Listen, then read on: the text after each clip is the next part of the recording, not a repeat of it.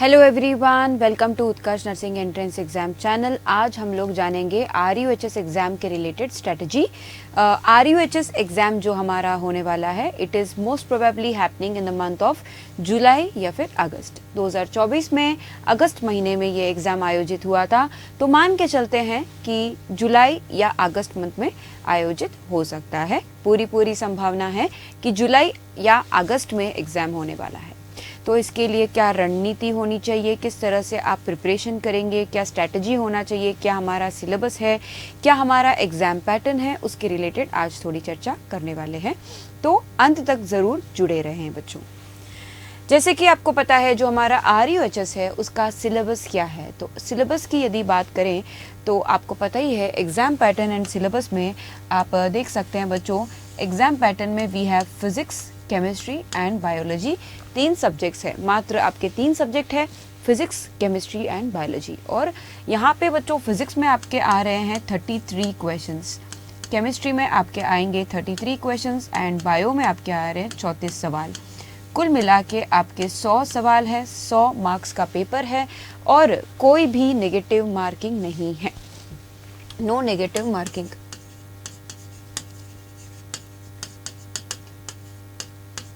अब तक जो भी हमारे RUHS के एग्ज़ाम हुए हैं, BSc nursing entrance examinations, negative marking उसमें नहीं रहा है। अगर 2025 में कोई बदलाव हो जाए तो वो बात अलग है, लेकिन अब तक आप ये मान के चलो कि नेगेटिव मार्किंग होने की कोई संभावना नहीं है, नो नेगेटिव मार्किंग। और फिजिक्स के 33 क्वेश्चंस, केमिस्ट्री के 33, बायोलॉजी में 34, टोटल आपके 100 सवाल पूछे जाएंगे। तो इसका सिलेबस क्या है बच्चों? तो यहाँ पे जो PCB है वह केवल क्लास 12th का होगा, ओनली एंड ओनली क्लास 12 का सिलेबस है। क्लास 12 यानी क्लास 12 की जो NCERT में जो मेंशन्ड है वो सारे यहाँ पे टॉपिक्स होने वाले हैं। जो NCERT है आप उसको फॉलो कर सकते हो सिलेबस, डिटेल्ड सिलेबस के लिए, और बाकी डिटेल्ड सिलेबस जो है वह रिलीज होगा। सेम टू सेम जो NCERT में है वही सिलेबस कॉपी एंड पेस्टेड है। Class 12, only and only class 12। RUHS वालों को क्लास 11 नहीं पढ़ना है। बहुत बच्चे डाउट पूछते हैं कि मैम क्या 11 क्लास भी कवर करना होता है क्या RUHS के लिए? तो बच्चों क्लास 11 का सिलेबस आपके सिलेबस में नहीं है। तो क्लास 11 जो है उसका जो फिजिक्स, केमिस्ट्री, बायोलॉजी है उसको पढ़ने की कोई आवश्यकता नहीं है, केवल क्लास 12 का आपको पढ़ना है। ये बात भी क्लियर है। अब आप कहोगे कि मैम एग्जाम की तिथि कब है? तो बच्चों जैसे कि आपको पता है 2024 में अगस्त 11 शायद अगस्त मंथ में हुआ था आयोजित, फर्स्ट संडे या फिर सेकंड संडे। इस बार हम मान सकते हैं कि यदि RUHS थोड़ी जल्दीबाजी करे और ठीक समय पे सब कुछ करवाने की कोशिश करे तो हो सकता है आपका जो 2025 में जो पेपर है वह जुलाई में भी हो सकता है, जुलाई या अगस्त। पक्का मान के चलो, जो इतने सालों का जो ट्रेंड है 2023, 2022 उन सब का देखते हुए हम ये मान सकते हैं कि जुलाई या फिर अगस्त में आपका ये RUHS का एग्जाम होने वाला है। एक विशेष रूप से मैं ये भी कहना चाहूँगी, जितने भी बच्चे हमारे RUHS की तैयारी कर रहे हैं नर्सिंग एंट्रेंस एग्जाम की, एम्स का भी फॉर्म भर देना, ठीक है? तो एक और एम्स का जो फॉर्म भरोगे उसके बाद में जो क्वेश्चन अटेम्प्ट करके आओगे आप, जो एग्ज़ाम अटेम्प्ट करके आओगे उसमें काफ़ी कुछ आपको सीखने को मिलेगा कि किस तरह से एग्ज़ाम में आप क्वेश्चंस को अटेम्प्ट करते हो, और अच्छी तैयारी हो जाएगी। एक तरह से आपको काफ़ी कुछ सीखने को मिलेगा। तो फॉर्म ज़रूर भरे एम्स का भी, और भले ही आप केवल RUHS की तैयारी कर रहे हो और ओनली एंड ओनली क्लास 12 की कर रहे हो। जिन बच्चों ने 2025 में बोर्ड एग्जामिनेशन देना है, मान लो कि 2025 में आपका बोर्ड एग्ज़ाम है, 2025 में Feb-March में एग्ज़ाम हो रहे हैं, आप CBSE या स्टेट बोर्ड मान लो, तो Feb-March में आपके एग्जाम हो रहे हैं। उन बच्चों के लिए तो ये गोल्डन अपॉर्चुनिटी है। क्यों? क्योंकि Feb-March में आपका एग्जाम हो रहा है, जिसमें आपने साल भर क्लास 12 को पढ़ा है, डिटेल में पढ़ा है, पूरी चीज़ें आपने अच्छे से कॉन्सेप्चुअल एनालिसिस किया है। अब आपका एक ही काम बचता है, MCQs और राइट अप्रोच के साथ तैयारी करना, ठीक है? एकदम जो सिस्टमैटिक तरीके से, जो RUHS का जो ट्रेंड है, जो RUHS क्वेश्चंस पूछता है, उस अकॉर्डिंग तैयारी करना। तो वो भी आपका जो है डेडिकेटेडली आप करना चाहो तो यू हैव टाइम। अप्रैल, मई, जून 3-4 महीने बच जाते हैं, आप कर सकते हैं।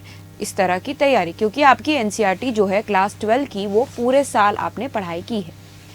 और जो बच्चे ड्रॉपर्स हैं, जिन्होंने 2024 में या उससे पहले क्लास 12 कंप्लीट किया है, उन सभी बच्चों के लिए मैं कहना चाहूँगी कि जो आपने साल भर कोर्स लिया हुआ था हमारा, और जिन बच्चों ने कोर्स नहीं भी लिया है उन्होंने नोट्स तो बनाए होंगे, ये मान के चलूँगी कि नोट्स तो बनाए होंगे फिजिक्स केमिस्ट्री बायोलॉजी तीनों के, और प्रैक्टिस भी खूब किया होगा।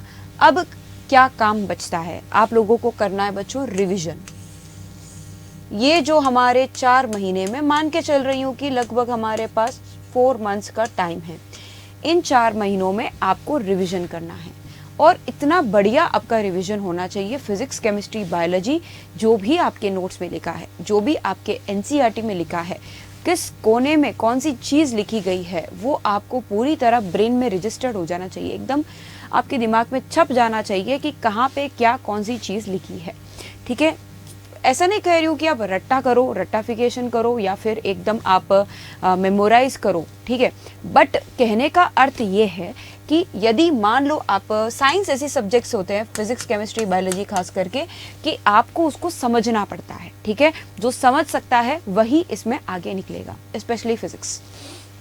तो आप 2-3 बार सब्जेक्ट को ठीक से समझ लो, फिजिक्स केमिस्ट्री बायोलॉजी तीनों की बात कर रही हूँ, सब्जेक्ट जो है आप अच्छे से उसको समझ लो पहले, ठीक है, 2-3 बार अगर आप समझ लोगे, उसके बाद में जो रिपीटेड रिविजन्स करोगे, कम से कम 7 या 8 बार आपके बने बनाए नोट्स को रिवाइज करोगे या एनसीईआरटी को रिवाइज करोगे, तो पूरी चीज़ें वो जो आप रिवाइज करोगे आपका वो दिमाग में रजिस्टर हो जाएगा ऑटोमेटिकली, ठीक है ना। उसी को मेमोराइजेशन कहते हैं।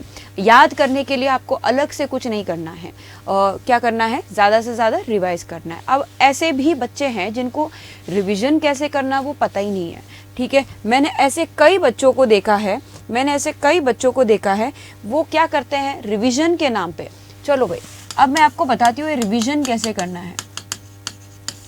कुछ बच्चे होते हैं एक पेज को 10 बार पढ़ लेते हैं, एक पेज है, एक चैप्टर है, ठीक है, उसमें मान लेते हैं कि हमारे 12 पेजेस है, 12 पेजेस है एक चैप्टर है। अब इन 12 पेजेस को वो क्या करते हैं 10 से 12 बार पढ़ लेते हैं, ठीक है, एक साथ। उसको रिवीजन नहीं कहते हैं, मैं उस टाइप का रिवीजन नहीं कह रही हूँ कि 12 पेजेस का कोई चैप्टर हो तो आप उसको 10 बार एक ही दिन में पढ़ लो। जैसे कि एक आपने डेफिनेशन पढ़ लिया, कूलम्स लॉ, ये स्टेटमेंट है, उसी को 2-3 बार पढ़ रहे हैं, ऐसा नहीं होता है बच्चों रिवीजन में आप क्या करोगे, मैक्स टू मैक्स एक बार या 2 बार देखोगे, ठीक है, फटाफट आपको कंप्लीट करना है। रिवीजन जो है वो मान के चलो कि अगर आप थियोरी कवर करो तो 2 घंटे में पूरे चैप्टर की थियोरी कवर हो जाती है, 2 घंटे में पूरे चैप्टर की आपने थियोरी को रिवाइज कर ली, ठीक है, और 2 घंटे आपने एमसीक्यू या फिर प्रॉब्लम सॉल्व कर लिए, क्वेश्चंस लगा दिए, प्रीवियस ईयर क्वेश्चंस भी मान लो, ऐसा 2 घंटे में रिवीजन हो रहा है। अब ये पहले रिवीजन की बात करी, फर्स्ट रिवीजन की। उसके बाद आप क्या करोगे, अगले महीने वापस जब इस चैप्टर पे आओगे ना, अगले महीने वापस सेकेंड रिवीजन पे आओगे ना, सेकेंड रिवीजन में आपको इतना समय नहीं लगेगा, जो चीज़ आपने 2 घंटे में पढ़ा है वो आप 1 घंटे में पढ़ लोगे। सेम वही चीज़, सेम वही मैटर, थियोरी के लिए अगर 2 घंटा लग रहा है तो आपका 1 घंटा लगेगा, अगर आपने अच्छे से रिवाइज की है तो। एमसीक्यूज आपने 2 घंटे लगाए सॉल्व करने को, वो आप 1 घंटे में रिवाइज कर लोगे, सॉल्व कर लोगे। तीसरे रिवीजन ऐसा होगा, थर्ड रिवीजन, जैसे जैसे एग्जाम नज़दीक आएगा आपको जो चीज़ आपने 1 घंटे में रिवाइज की उसको आधे घंटे में रिवाइज करना होगा। और जो चौथा रिवीजन होगा एग्जाम से ठीक 4 दिन पहले, उसमें तो आप केवल, मैं कहूँगी कि 15 मिनट्स में आप पूरा चैप्टर को रिवाइज कर रहे हो। पूरा जो चैप्टर है वो केवल 15 मिनट में आपका लगभग ग्लांस हो जाएगा। क्यों? इसलिए नहीं क्योंकि आप भगा के पढ़ रहे हो, इसलिए क्योंकि उसको आप कई बार पढ़ चुके हो, आपको हर चीज़ अच्छे से याद है, आप फटाफट उसको रिवाइज कर रहे हो। जो बच्चे जिन्होंने तैयारी बिल्कुल नहीं की है वो सोच रहे हैं कि मैं 15 मिनट में पूरा चैप्टर पढ़ लूँगा, असंभव। हो ही नहीं सकता। 15 मिनट में तो आप एक कॉन्सेप्ट को भी नहीं जान पाओगे। लेकिन मैं उन बच्चों की बात कर रही हूँ जिन्होंने पूरा साल खपाया है, 2024 से लेके 2025 तक एंटायर ईयर आपने अच्छे से तैयारी की है, आपका पूरा सिलेबस कंप्लीट है, अब रिवीजन की बारी है। ये रिवीजन डिसाइड करेगा कि आपका सिलेक्शन होगा या नहीं होगा। ये जो 4 महीने हैं ये बहुत ही ज़्यादा आपके जीवन में क्रूशल है और ये डिसाइड करेंगे कि आपका क्या फ्यूचर रहने वाला है ना। और ये जो बातें हैं इनको थोड़ा गंभीरता से लें, क्योंकि काफ़ी बच्चे क्या करते हैं, थोड़ा 2 घंटे पढ़ लेते हैं, फिर थोड़ा ब्रेक लेते हैं, सोचते हैं कि थोड़ी देर बाद पढ़ता हूँ, आधे घंटे बाद पढ़ता हूँ। वो आधा घंटा कब 4 या 5 घंटों में बदल जाता है समझ में ही नहीं आता है। और एक बार आप किताबों से उठ गए, वापस स्टडी टेबल पे बैठने में या किताब लेके बैठने में काफ़ी जोर आता है। ऐसे करके एक दिन पूरा खराब हो जाता है। फिर बच्चे सोचते हैं कि नहीं नहीं कल वापस ठीक से पढ़ूंगा, कल वापस ऐसे का ऐसे ही होता है। धीरे धीरे धीरे धीरे you realise in your mind कि कहीं ना कहीं आप समय को ठीक से यूज़ नहीं कर रहे हो, ठीक है। और फिर अगर आपको ऐसा लगता है कि ठीक है एग्ज़ाम टाइम में मैं 15 दिन में बहुत ज़्यादा दबा के पढ़ूंगा रात दिन और सिलेक्शन हो जाएगा, ऐसा नहीं है। बोर्ड एग्ज़ाम नहीं है, ये कंपटीशन एग्ज़ाम है। बोर्ड एग्ज़ाम और कंपटीशन एग्ज़ाम में यही फ़र्क है। जिसका कॉन्सेप्ट अच्छा है, जिसकी अंडरस्टैंडिंग अच्छी है, जिसने कई बार रिविज़न किया है, जिसके दिमाग में कॉन्सेप्ट एकदम क्लियर है, हर चीज़ सिलेबस की अच्छे से आपको क्लियर है, ओनली वो बच्चा आगे निकलेगा इसमें कंपटीशन में, ठीक है। 4-5 दिन पढ़ के निकालने जैसा पेपर नहीं है। साल भर जिसने पढ़ाई की है वो भी तब आगे निकलेगा अगर जिसने 4-5 महीने अभी के सही से यूज़ किए हैं। साल भर जिसने पढ़ाई की है और अभी 4-5 महीने अगर आपने ठीक से स्ट्रेटजी नहीं बनाई, आपके पास ठीक से कोई शेड्यूल नहीं है, तो जो आपने साल भर पढ़ाई की वह बर्बाद भी हो सकती है। ये 4-5 महीने आपके लिए बहुत ज़्यादा इम्पॉर्टेंट है, ये मैं आपको कहूँगी। और अभी हम आते हैं बच्चों MCQs पे। मैं आपको बताऊंगी शेड्यूल कैसे बनाना है, रुक जाओ थोड़ा। MCQs देखो मैं सॉल्व करवा रही हूँ, वो MCQs तो है ही हैं। उसके अलावा मैंने आपको किताबें स्पेसिफाई की है। नीट के भी क्वेश्चन सॉल्व करो ना बेटा, नीट के जो सिंपल क्वेश्चंस है PYQs उसको भी देख लो, ठीक है।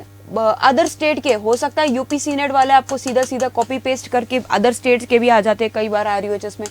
RUHS के पहले वो RPMT के पेपर होते थे, RPMT यू रिमेंबर, एक ज़माने में वो RPMT का एग्ज़ाम होता था and Rajasthan engineering entrance exams भी होते थे। बहुत पहले के जो क्वेश्चन पेपर्स हैं कई बार वहाँ से सीधा सीधा क्वेश्चंस कॉपी पेस्ट होते हैं। तो वो सारे जो क्वेश्चंस है राजस्थान के जितने भी आज तक हुए हैं, कोई किताब मिल जाए आपको प्रीवियस ईयर क्वेश्चंस की तो उनको आप लगाओ, ज़्यादा से ज़्यादा क्वेश्चंस को प्रैक्टिस करो। और RUHS के जितने भी अब तक नर्सिंग एंट्रेंस एग्जाम के हुए हैं वो सारे आपको सॉल्व करने हैं। जहाँ जहाँ से आपको क्वेश्चंस मिले हर जगह से ला के सॉल्व करो। और फिजिक्स में तो मैंने आपको बता दिया, यूनिवर्सल की जो एररलेस किताब आती है, एररलेस फिजिक्स, वहाँ से आप सॉल्व कर सकते हो।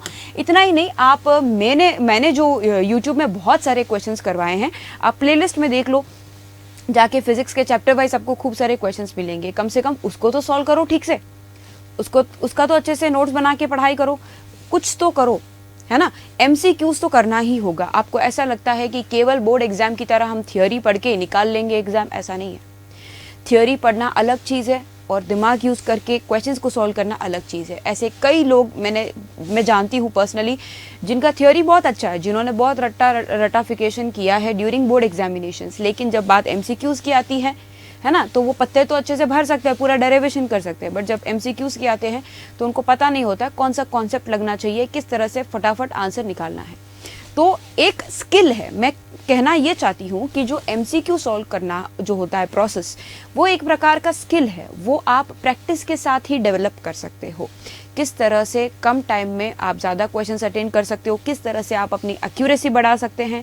और मैं तो कहूँगी आप कोई टेस्ट सीरीज ज्वाइन कर लो। हमारी भी ऐप में, अभी उत्कर्ष ऐप में टेस्ट सीरीज़ है। टेस्ट सीरीज़ ज्वाइन करना सबसे बेस्ट तरीका है। हम अच्छे से अच्छे क्वेश्चंस जो आपके RUHS के आने लायक है वो क्वेश्चंस हमारे टेस्ट सीरीज़ में इंक्लूड कर रहे हैं, जिससे आप अपनी जो तैयारी है वो अच्छे से क्या कर सकते हो, चेक कर सकते हो कि किस तरह से आपकी तैयारी हो रही है, क्या कौन कौन से सब्जेक्ट्स आपके ठीक है, कौन कौन से सब्जेक्ट्स में आपको इम्प्रूवमेंट की आवश्यकता है, क्या आप चेंजेस कर सकते हो अपने पढ़ाई के तरीके में। अभी अगर आपने टेस्ट सीरीज़ ज्वाइन की है और टेस्ट सीरीज़ दे रहे हो, टेस्ट सीरीज़ में आपको पता लग जाएगा कि कहाँ आपका स्ट्रॉन्ग पोर्शन है, कहाँ वीक पोर्शन है। अभी भी समय है, आप इम्प्रूव कर सकते हो। मई में पता चल जाता है, जून में पता चल जाता है कि अरे मेरा तो ये पोर्शन वीक है, तब आपके पास समय नहीं बचेगा कि आप उस पर मेहनत करो और इम्प्रूव करो। अब ठीक समय है, आप देख लो जितनी भी आपने गलतियाँ की है, जितने भी आपके कुछ चैप्टर्स ड्यू हैं, वो सब आप अभी कंप्लीट कर सकते हैं। और मैं कहना चाहूँगी कि PYQs तो बहुत ही ज़्यादा इंपॉर्टेंट है, PYQs को आपको देखना ही चाहिए। मतलब मान लो अगर मैं अभी इलेक्ट्रिक चार्जेस एंड फील्ड्स का चैप्टर पढ़ रही हूँ, तो मुझे PYQs देखना बहुत ज़्यादा ज़रूरी है। पहले मैं देखूंगी 2022, 23, 24 में किस तरह के प्रश्न इस चैप्टर से आए हैं, उसके अकॉर्डिंग मुझे एक आइडिया मिलेगा कि अच्छा मुझे इस अप्रोच से इस चैप्टर को पढ़ना है, ठीक है। तो वो अप्रोच डेवलप करने के लिए कहीं ना कहीं PYQs जो है बहुत हेल्प करती है। कई मैंने बच्चों को ऐसा देखा है जो क्या करते हैं, पूरा चैप्टर पढ़ लेते हैं फिर PYQs को लगाते हैं। मैं ये कहूँगी कि आप उल्टा करो ना, पहले PYQs देखो, आप पहले प्रीवियस ईयर क्वेश्चंस देखो कि इस चैप्टर से फिजिक्स में किस तरह के क्वेश्चंस आ रहे हैं। अच्छे से प्रीवियस ईयर क्वेश्चंस को एनालाइज करो, पिछले 2-3 वर्षों में पूछे गए क्वेश्चंस को, फिर आपको पता लग जाएगा कि किस डेप्थ में क्वेश्चंस जा रहे हैं, कितना आपका सब्जेक्ट का नॉलेज होना चाहिए, कितने क्वेश्चंस आप अभी कर पा रहे हो, कितने क्वेश्चंस आप नहीं कर पा रहे हो, कितने क्वेश्चंस के लिए आपको रिवीजन की आवश्यकता है। वो सारी चीज़ें आपको PYQs देखने से ही समझ में आएगा, ठीक है ना। PYQs खुद बैठ के जब शांति से अपने स्टडी टेबल पे बैठ के एनालाइज करोगे, खुद सॉल्व करने की कोशिश करोगे, तब आपको पता चलेगा कि आपको कहाँ इम्प्रूवमेंट की आवश्यकता है और जो क्वेश्चंस पूछ रहे हैं वो किस प्रकार के पूछ रहे हैं, कहाँ से क्वेश्चंस उठा रहे हैं, कौन कौन से इंपॉर्टेंट टॉपिक्स है, वो सारा आपको एनालाइज करना है। टाइम मैनेजमेंट की बात करूं बच्चों, तो टाइम मैनेजमेंट, कई बच्चे टाइम को ठीक से मैनेज नहीं कर पाते हैं। मैम हमारा पूरा दिन निकल जाता है फिजिक्स का एक चैप्टर पढ़ते ही, सोचा था कि केमिस्ट्री भी पढ़ना है, बायो भी पढ़ना है, लेकिन नहीं हो पा रहा है मैम। तो मैं ये कहूँगी कि आपके पास एक फिक्स, अभी भी मैं यही कहूँगी 3+3+3 स्ट्रेटजी को आप फॉलो करें। Follow 3+3+3 strategy. 3 hours for physics, 3 hours for chemistry, 3 hours for biology. जो सब्जेक्ट आपका वीक है, मान लो अगर आपका फिजिक्स वीक है, तो आप सुबह का जो समय है, मॉर्निंग, अर्ली मॉर्निंग, आप ये कीजिए कि जो आपका सब्जेक्ट सबसे ज़्यादा वीक है या जो चैप्टर आपका वीक है उसको लेके बैठे। शाम के टाइम आप वो सब्जेक्ट उठाओ या वो टॉपिक उठाओ जो आपको थोड़ा बहुत आइडिया है या फिर आप अच्छे हो उसमें, उसको आप रिवाइज कर सकते हो। कहने का मतलब ये है कि सुबह जो है, मॉर्निंग टाइम में माइंड आपका फ्रेश रहता है, तो फ्रेश माइंड में जो कठिन टॉपिक्स है, जो आज तक आपको समझ में नहीं आए, वो भी फ्रेश माइंड में आपको चीज़ें समझ में आ जाती है। और कोशिश करें जल्दी उठे, कम से कम 6 बजे तक तो उठ ही जाओ, ठीक है ना। 4 महीने अगर आप जल्दी उठ जाओगे तो कोई आपके लिए नुकसान नहीं है। पूरा जीवन पड़ा है नींद लेने के लिए, सोने के लिए। आप चैन की नींद सो सकते हैं अगस्त के बाद, अभी समय है। 4 महीने ईमानदारी से पढ़ाई करोगे और ठीक शेड्यूल फॉलो करोगे तो डेफिनेटली सिलेक्शन हो जाएगा। कई ऐसे लोगों को मैंने देखा है, आज आपके पास अवसर है, मौका है, लेकिन आप मौके का फ़ायदा नहीं उठाओगे, आगे जाके हो सकता है पछतावा हो आपको फिर कि मेरे पास भी समय था, मेरे पास अपॉर्चुनिटीज़ थे, मेरे पास किताब थी, मेरे पास पेरेंट्स का सपोर्ट था, लेकिन काश मैं उस समय पढ़ता या पढ़ती तो आज मुझे ये चीज़ मिलती, आज मेरा इस कॉलेज में एडमिशन होता, आज मेरा और 1 साल बर्बाद नहीं होता। ये काश आपके जीवन में नहीं आना चाहिए। एंड पश्चाताप जो है वो आपको फिर जीने नहीं देगा सुकून से। इसलिए मैं अभी से कह रही हूँ कि टाइम को ठीक से मैनेज करो। बार बार आपको मौका नहीं मिलेगा, एक ही मौका मिला है, इसी को आप ठीक से यूज़ करो। इसी साल 2025 में ही आपको सिलेक्शन लेना है। अब आप देखोगे कि मैम केवल क्लास 12 है, फिजिक्स, केमिस्ट्री, बायोलॉजी और ऊपर से नेगेटिव मार्किंग नहीं है, तो पेपर जो है काफ़ी इजी हो जाता है, आराम से हमारा सिलेक्शन हो जाएगा। ऐसा भी नहीं है। मैंने ऐसे बच्चों का देखा है जो 60-65 के आसपास स्कोर कर रहे हैं और जिनका सिलेक्शन नहीं हुआ, जिनको कॉलेजेस अलॉट नहीं हुई है और उन्होंने 1 साल का ड्रॉप लिया है। तो आप थोड़ा सीरियस रहें। हर बार कट ऑफ जो है बढ़ती जा रही है, हर साल कंपटीशन बढ़ता जा रहा है। ये मत समझना कि जो 2024 में कट ऑफ रहा था वह 2025 में रहेगा। हर साल कंपटीशन बढ़ने के कारण कट ऑफ भी बढ़ते जा रहा है। तो you should improve every year. आपके स्किल्स इम्प्रूव होने चाहिए, आपको थोड़ा और मेहनत करना चाहिए। आप टारगेट 5-10 नंबर ज़्यादा ही रखो। पिछली बार का जो कट ऑफ था उससे 5-10 नंबर ज़्यादा ही कट ऑफ जाएगा, कम नहीं जाएगा। और पेपर का लेवल भी हार्ड होने की संभावना है, ना कि इजी होने की। तो तैयारी आपकी अच्छे से अच्छी होनी चाहिए, ठीक है ना। और कोशिश ये करो कि 100 में से 100 स्कोर करो, तब कहीं जाके आपके 85-90 तक पहुंच पाओगे आप, है ना। कोशिश ये होनी चाहिए कि 100 में से 100% आप स्कोर कर सको। और ह्यूमन एरर तो होता है, गलतियां होती हैं, और वो सिली मिस्टेक्स के कारण आप लगभग 90 तक पहुंच पाओगे, ठीक है। 3-4 सवाल आपके हर सब्जेक्ट में अगर सिली मिस्टेक होता है, then you can get somewhere around 90 score. और अगर आप टारगेट ही 80 या 90 का करोगे तो आपका फिर 60-70 तक आएगा स्कोर। इसलिए मैं कहूँगी टारगेट फॉर 100 एंड 100% आपका रिवीजन होना चाहिए, 100% सिलेबस कवर होना चाहिए। कोई भी ऐसा सिलेबस का टॉपिक ना छोड़ें कि चलो एक टॉपिक छोड़ दूंगा, इस टॉपिक से अगर प्रश्न आता है तो मैं स्किप कर दूंगा, ऐसा नहीं है। 100% सिलेबस कवर करो, 100% रिवीजन करो, 100% डेडिकेशन के साथ करो। ये 4 महीने बहुत ही ज़्यादा इंपॉर्टेंट है, आपका भविष्य निर्धारित करेंगे। And that's all for today. और इसी तरह का मोटिवेशन चाहिए तो जुड़े रहें हमारे उत्कर्ष नर्सिंग एंट्रेंस एग्ज़ाम के साथ। कुछ और परीक्षा के रिलेटेड कठिनाई है, डाउट है, तो आप ज़रूर कमेंट करें इस वीडियो पे। कमेंट सेक्शंस को मैं पढ़ूंगी खुद और देखूंगी, अगर बच्चों का डाउट है, कुछ बहुत ज़्यादा दिक्कत आ रही है, तो अगला वीडियो डेफिनेटली उस पर बनाऊंगी, ठीक है। So thank you everyone and all the best. धन्यवाद।